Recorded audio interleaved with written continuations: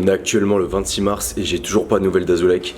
Il m'a parlé il y a 2 jours, mais actuellement voilà, ça fait 2 jours que j'ai plus de nouvelles. Il s'est passé beaucoup de choses et sincèrement, je suis dans l'incompréhension. Alors oui, Azulek il a sa part de responsabilité dans l'histoire, mais j'ai appris que hier, la drogue qu'il a achetée n'est plus illégale dans ce pays. Vous pouvez vérifier et j'ai reçu énormément de messages par rapport à ça. En plus de ça, il avait une toute petite dose. J'ai reçu énormément de messages par rapport à ça, par rapport au fait qu'il ne devait pas être arrêté. Je n'arrive pas à comprendre. Vous pouvez vérifier. Il a payé une amende de 300 € et il est toujours détenu. En plus de ça, ils veulent le faire expulser du pays. Je suis dans l'incompréhension. J'ai même parlé à des amis qui habitent à Bangkok qui m'ont dit que normalement, il ne devait pas se faire arrêter, ou il aurait dû payer par exemple 50 €, il l'aurait laissé. Incompréhension, je ne sais pas quoi faire, on a contacté l'ambassade, on a contacté des avocats, on essaie d'arranger les choses, mais il n'y a rien à faire. Il a payé une amende, je répète, il a payé une amende,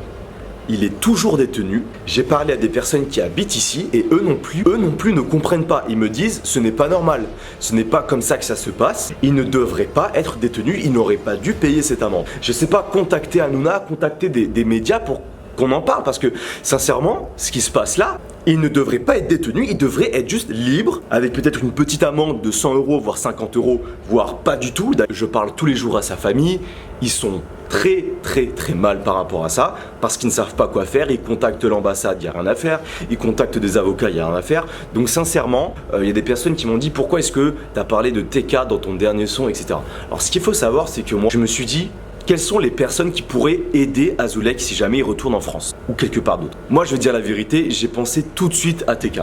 Même si aujourd'hui on ne se parle plus, TK c'est quelqu'un qui m'a beaucoup aidé à l'époque. Il m'a tendu sa main et ça je l'oublierai jamais. J'ai pensé directement à lui et j'ai fait une story Instagram en disant que voilà, si dans la mesure du possible, tu penses pouvoir aider Azulek, ça serait bien. Et j'ai dit si tu le fais pas pour moi, fais-le pour lui, c'est un gars vraiment bien, Azulek. Par rapport à ça, je n'ai pas eu de réponse. Et moi personnellement, j'aurais juste voulu une réponse.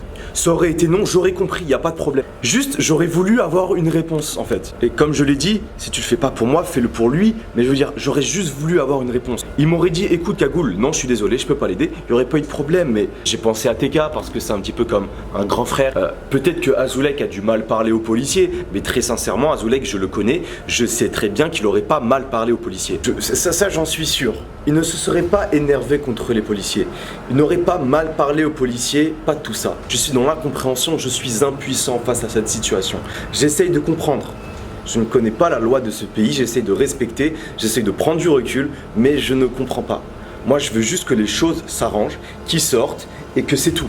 Parce que selon la loi aujourd'hui dans ce pays, il ne devrait pas avoir tous ces problèmes-là. C'est tout.